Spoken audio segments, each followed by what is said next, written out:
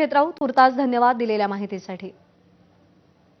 तर राष्ट्रवादी अजित पवार पक्षाचा दुपारी 3 वाजता बालेवाडी ग्राउंड इथं सोहळा संपन्न होणार आहे। बालेवाडीतून आढावा घेतलाय नाझीम मुल्ला यांनी। दोन्ही राष्ट्रवादी काँग्रेसचा वर्धापन दिनाचा सोहळा आज पुण्यात संपन्न होतोय। त्यातील उपमुख्यमंत्री अजित पवारांच्या राष्ट्रवादी काँग्रेसचा वर्धापन दिनाचा सोहळा हा शिवछत्रपती क्रीडा संकुलात पार पडणार आहे आणि त्याची ही सगळी तयारी इथं आपण बघतोय झालेली आहे। त्यासाठी हा मंच जो आहे तो इथं सज्ज झालेला आहे। प्रशासनाकडून सगळी खबरदारी जी आहे ती या निमित्तानं बाळगली जाते। डॉग स्क्वॉड सुद्धा इथं आल्याचं आपण पाहतोय।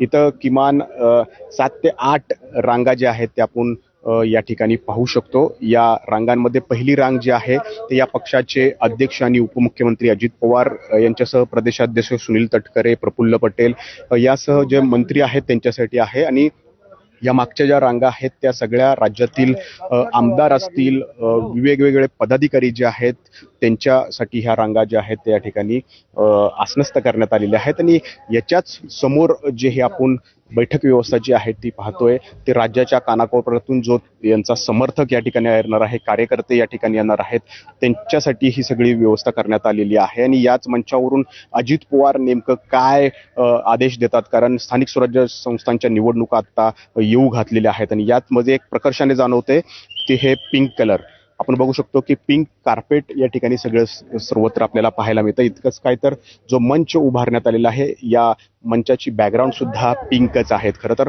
महायुतीमध्ये जेव्हापासून अजित पवार आले तेव्हापासून त्यांनी हे पिंकी पॉलिटिक्स स्वीकारलेलं आहे। खास करून लोकसभा निवडणुकांनंतर अजित पवार या पिंकी पॉलिटिक्सकडे झुकल्याचं आपण प्रकर्षाने पाहतोय। अशातच या वर्धापन दिना सोहळ्याच्या निमित्तानं पुन्हा एकदा हे दोन्ही राष्ट्रवादी एक संघ होतील अशी एक चर्चा जी आहे ती रंगलेली आहे। आणि याच अनुषंगाने या दोन्ही राष्ट्रवादीच्या वर्धापन दिन सोहळ्यानिमित्त खास करून शरद पवार असतील किंवा अजित पवार काही भाष्य करतात का याकडे अख्ख्या राज्याचं लक्ष लागून असणार आहे। स्थानिक स्वराज्य संस्थांच्या निवडणुका असल्यामुळं हे दोन्ही नेते जे आहेत ते आपल्या पक्षाच्या समर्थकांना काय आदेश देतात याकडे सर्वांचं लक्ष लागून आहे। नाझीम मुल्ला, एबीपी माझा, बालेवाडी, पुणे।